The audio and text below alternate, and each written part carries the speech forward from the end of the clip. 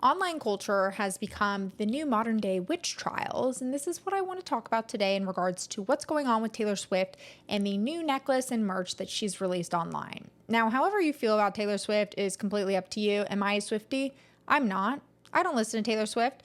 Do I like some of her music? Sure. I definitely liked it when it first came out. But as for being like a fan of hers, I'm not really like her biggest fan or what I would call a Swiftie. That doesn't mean that I believe people should be treated as if they are completely evil for conspiracy theories online. And what we're seeing right now is we're seeing people act in this behavior of what we call the witch trials. I know some people are going to think, wow, that's so insensitive. How can you compare a billionaire to somebody who went through a witch trial, who was probably poor and they were just selected for being a woman? Well, it's not really the situation that we're looking at. It's the way that we're looking at how society is reacting in a mob-like mentality. And that's really what our focus is at. So this could apply to anybody. Taylor Swift just happens to be the person that it's happening to right now online. And I think she'd be a really good example of this. So a little bit of background, what's going on with Taylor Swift is she had released a necklace for her new album. It's an opalite pendant and it has lightning bolt links on it.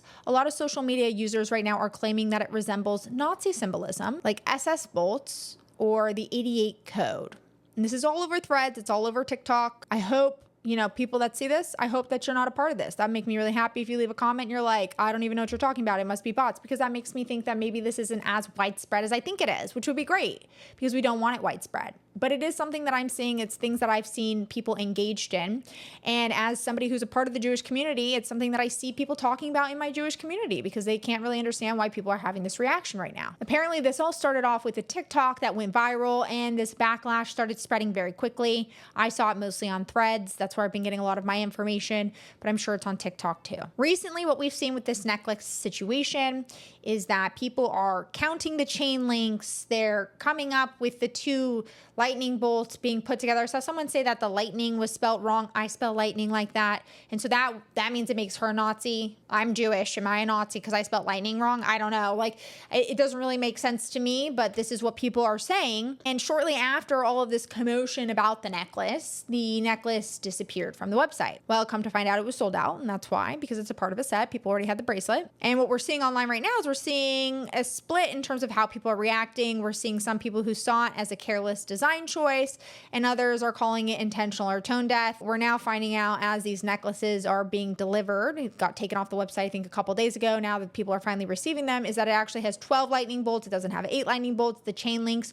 between the lightning bolts aren't 14. It's actually 8 or like 7, maybe 4. I don't know. It's definitely not what people were anticipating or saying online. So this is the background of the situation, but we're not really focused on, if Taylor Swift is a Nazi or not. That is not what I'm here to debate. Do I think that? Absolutely not. I think being a Nazi is more than somebody just liking lightning bolts. I think Tom Sandoval liked lightning bolts. I didn't hear anybody call him a Nazi. I know Kanye West released swastika merch and no one really talked about that. So when we're talking about Nazi behavior, do I really think of Taylor Swift, someone who's voted Democrat their entire lives? Maybe not their entire life, but someone who's voted Democrat for as long as I can remember, who voted for Kamala Harris, who is dating a Democrat. Do I think that they're a Nazi? No, I don't. But that's not really what we're here to debate. What we're here to talk about is the reaction that society does in these types of situations and the pattern behind what we call the witch trials online. Feel free to leave in the comments what you think. I'm not going to really get into what I think about Taylor Swift's politics, but if that's what you want to do, I welcome the engagement. I think it'd be good to see everyone's opinion. Let me know how you guys have interpreted the situation. But now we really want to focus on the meat of the scenario, which is the pattern of the online witch trials. And what we see is that this always starts off small. It's like one symbol, phrase, or design that sparks some type of moral debate, some type of hidden language that's hidden between the numbers and the stars.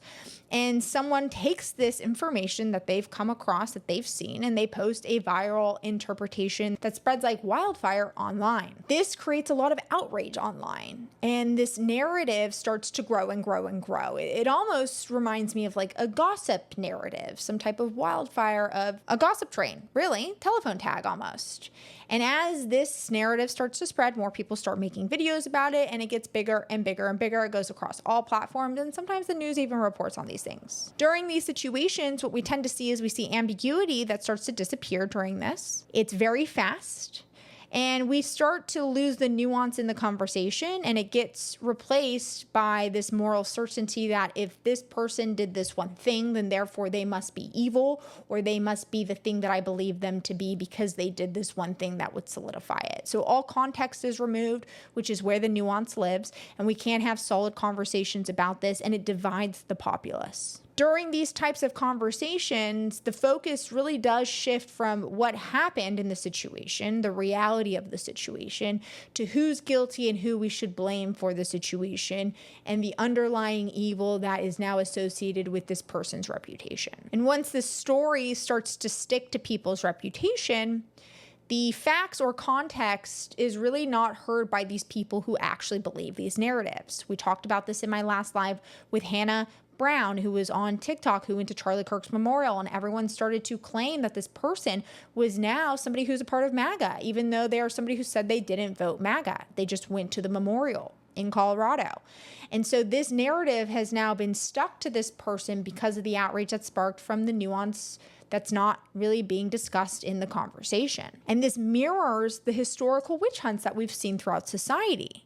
Because what happens is we see collective fear projected onto one person who is the focus of the story at the time, the outrage story in society. This unfortunately is rooted in psychology, and that's the scariest part about it, right? Because it's something that we innately fall into as a human species. Unfortunately, the witch trials is a part of the way society functions.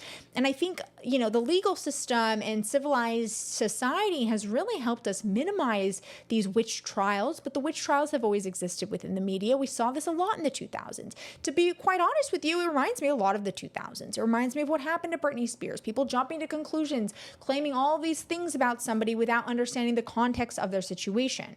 Because when we look at people like Brittney Spears, for example, we saw somebody have a mental breakdown who just had kids, who was going kind of crazy. She looked crazy.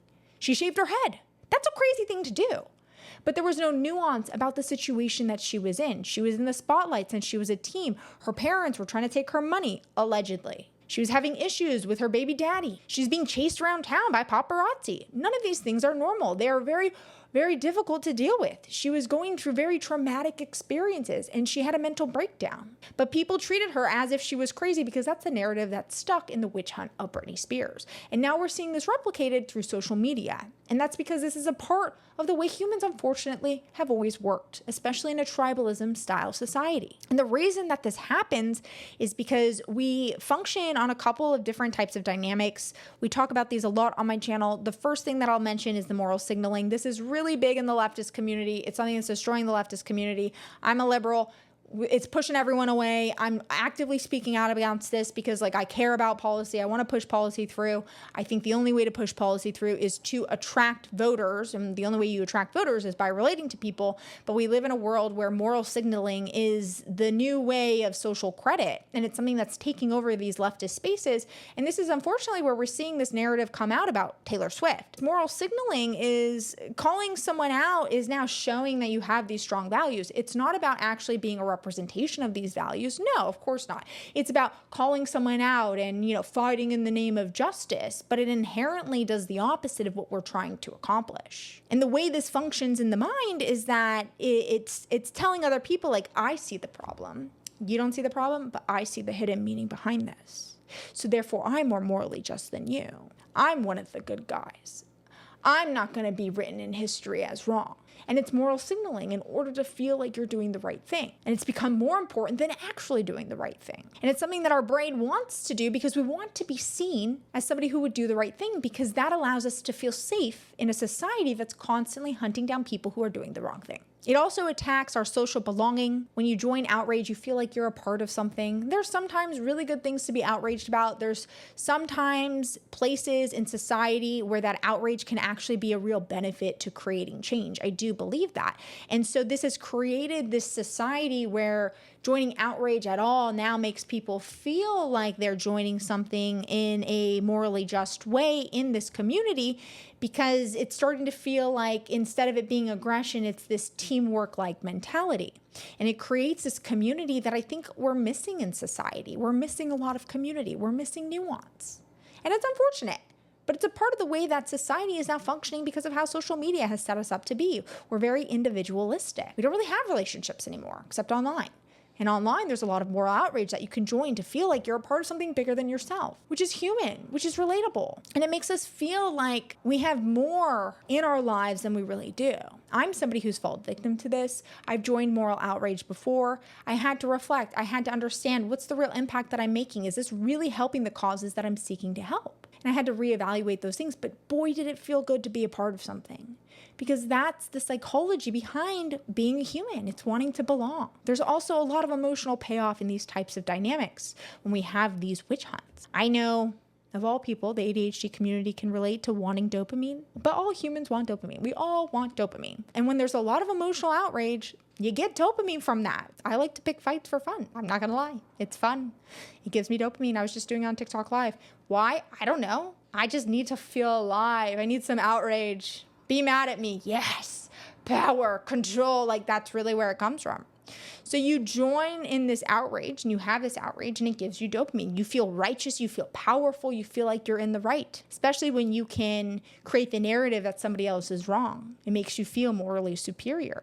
And it gives you this emotional fulfillment that I think a lot of people are lacking because of the way society is set up now. The anger online can become addictive. We've seen this a lot in the way that they've researched people who troll. We've seen this a lot in the research that we've seen in how people interact with posts that's coming out about social media. There is a lot of people in the psychological community that are talking about how anger online has become addictive, where it's leading people down these pathways to become like incels almost. I'm not saying these people are incels, but that's where the research was done. And so I'm sure that applies to everybody, right? Just varying degrees of severity. But there's a massive emotional payoff that keeps you going. I mean, when you guys leave me comments on my videos, doesn't it feel good? If you made it this far, I know it feels good. Maybe you've been waiting to leave a mean comment. Like, leave it. Let me see it. Maybe it feels good to let that out. Sometimes I've left mean comments. I'm not going to lie. I'm a human. And it felt good. It felt good to be outraged. It feels good. Sometimes it just be like, yeah, you're wrong, I'm right. You're wrong, I'm right. Ha! Yeah. So think about doing that as a community. It's like a mob-like mentality. It's like the townspeople going to Frankenstein's villa and yelling at him for being different than them. It's exactly what it's like. It's human. But unfortunately, it's being hijacked in these witch hunt type scenarios. We also have cognitive bias. That's a part of our psychological breakdown. You know, people really do crave very clear stories where there's not a lot of nuance and it's just good versus evil, right versus wrong. We were kind of raised on this as well with Disney. We were raised on this mentality that there's like the evil Maleficent and there's the beautiful Sleeping Beauty and the prince who comes to save her. But we have found out in recent events that Maleficent has a backstory and there was a lot of nuance as to why she became evil. I mean, if you took my wings, I might be evil too. I don't know. Maybe there's something relatable there. But we crave that easy understanding that there is a good and there is a bad. And we tend to leave nuance out with our cognitive bias. And it's a natural way that we have survived through human evolution. And that's because ambiguity can feel very unsafe to us naturally. So simplifying that and assuming intent makes it a lot easier. That's why we have stereotypes. That's where stereotypes come from. You learn this in sociology. I learned this at UCLA. It's a part of our way that our brain tried to survive when we saw a tiger or a lion or a bear. Oh my, what do? We think that thing's going to eat us because we saw it eat our friend. One-time scenario. Easy. There's no nuance with that. None. Oh, we see somebody from the other tribe, and last time they came and pillaged us. Oh, they're here to pillage us again. That's how we protect our assets. That's how we protect our people.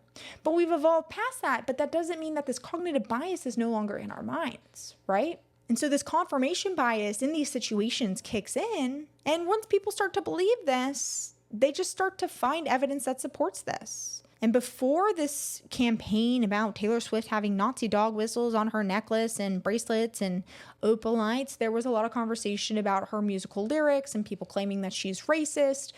I'm not here to really discuss that.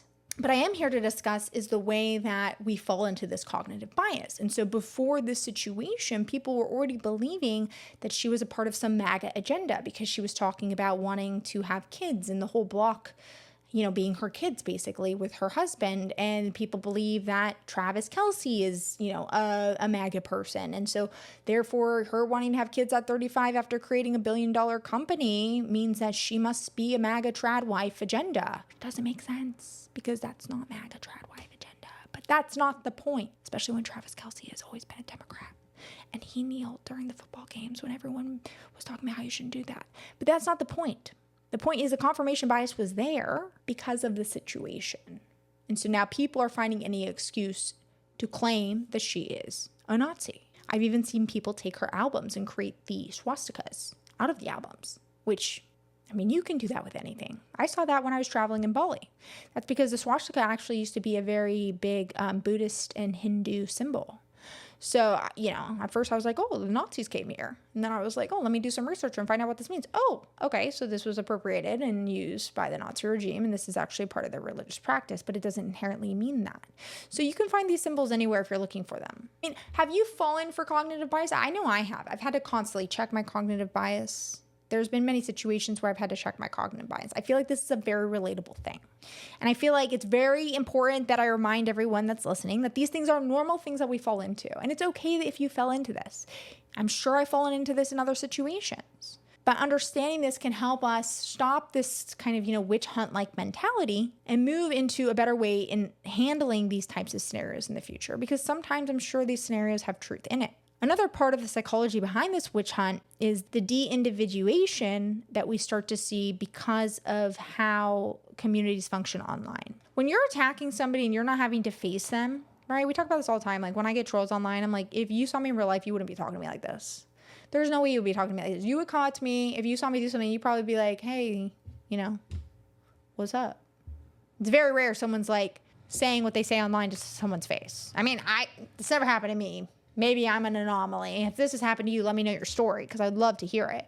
But what we see that people feel really comfortable saying things online when they know the person is not in front of them because it's easy. It's like super easy to be confrontational when you're not having to face the confrontation.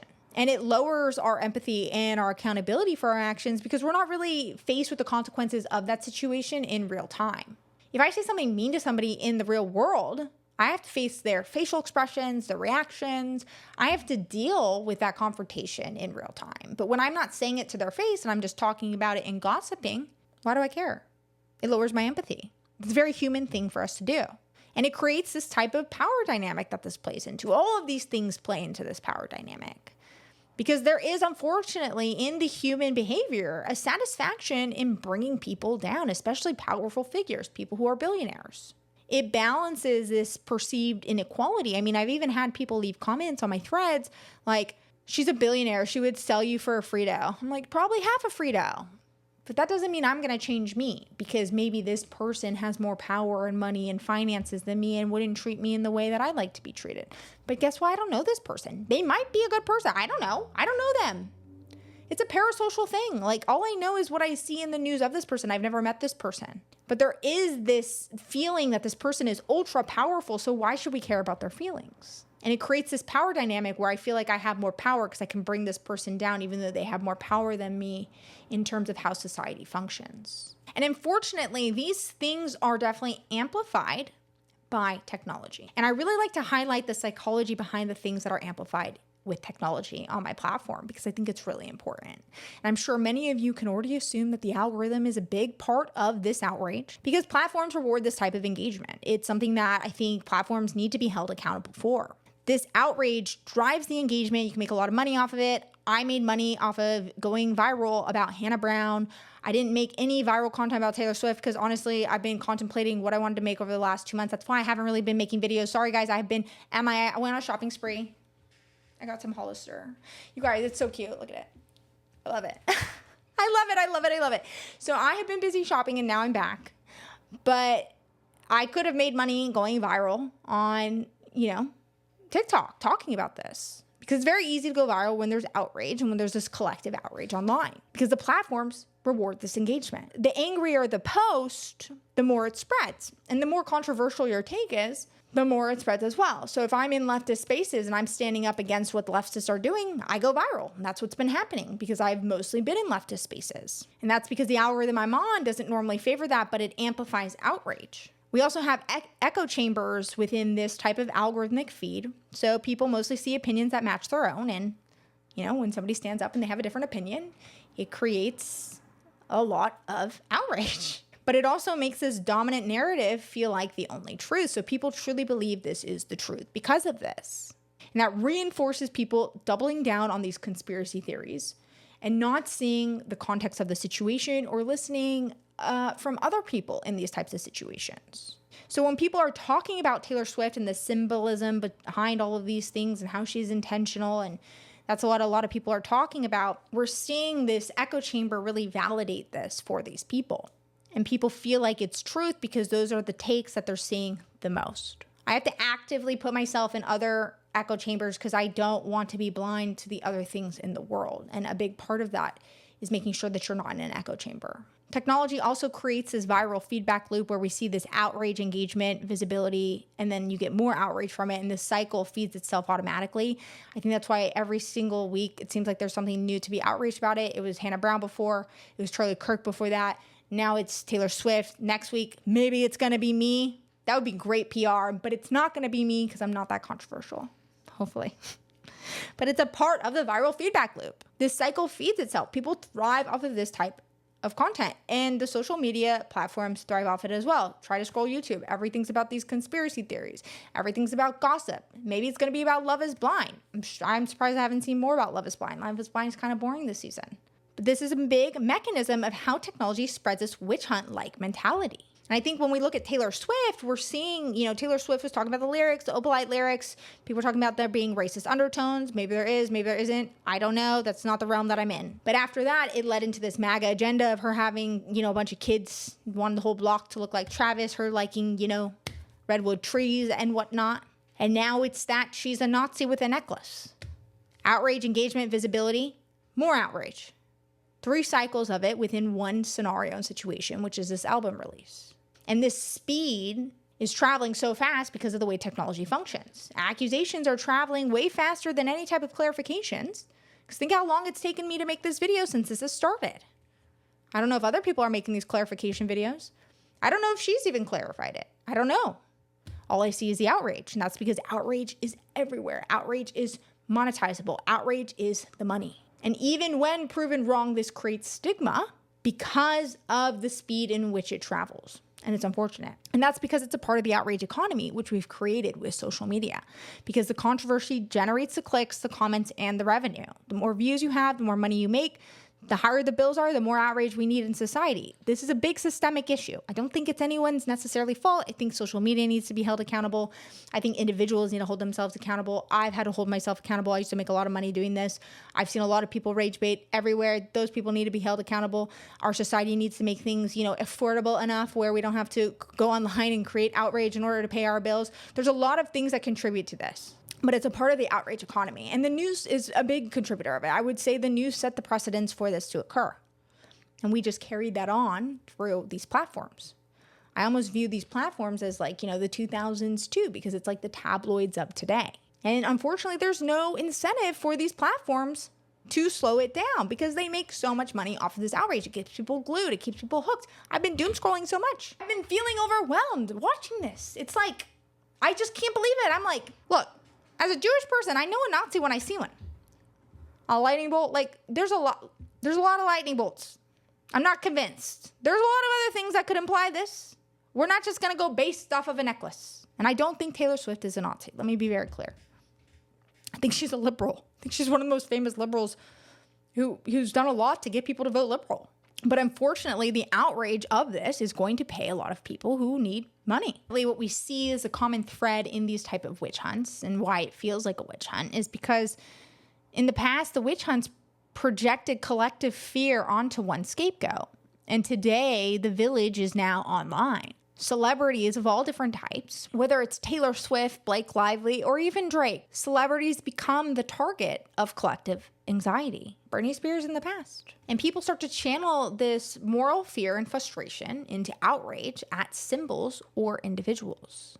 And it creates this illusion of control in a society where we're starting to feel like we have less and less control, especially as the economy declines. It's very understandable. And this illusion of control is that I can fight injustice by calling this out. But the reality is the more that we try to call these things out, the more we push people away, because it kind of looks crazy to a lot of people who don't know what people are talking about, who aren't chronically online. Well, it pushes voters away. And what we have to do in order to fight injustices is actually attract votes. And so while it creates this illusion of control, it actually does the opposite of what we would like. The outrage becomes a form of identity and belonging, not just this reaction, which creates this perpetual cycle of this witch hunt-like mentality that we see online. So understanding that Taylor Swift's example shows how this symbolism, perception, and virality kind of collide into this mess of what we're seeing going on today, which is a lot of accusations with minimal contact. We're seeing that the real reason this is happening isn't because these things are necessarily true about Taylor Swift, but because online culture rewards fast conclusions and emotional certainty, especially within this outrage culture that's perpetuated by these social media algorithms. These modern witch hunts are happening when moral fear, social outrage, and social validation meet the algorithms themselves. And it leads this to taking these small understandings that we typically see in society and turning them into these moral trials, which inherently hurts our own ability to go through the moral system and the legal system itself. This isn't really about the necklace at the end of the day. What it's about is how society is really processing fear and judgment in real time and how that's changed, but also very similar to the past with this new style of technology that we had, because all this does is really amplify the human condition. And what we have to do is we have to hold these social media platforms accountable and not allow them to prey on our very human psychology that impacts us in these types of situations. We can't really wait for them to do it. So what we have to do is we have to take a second and slow down ourselves before we post. Because if it's not Taylor Swift today, it could be you tomorrow. No one is safe from this. And we're starting to see that the more and more we're seeing the left eat itself, which is a hard truth for us to look at, especially if you vote on the left. And if we eat ourselves, then there will be nothing left in terms of winning elections, because we need each other.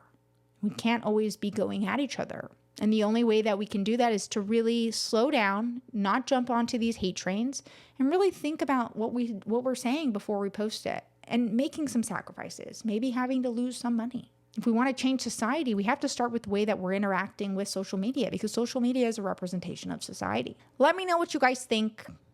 Did I get it right? Did I get it wrong?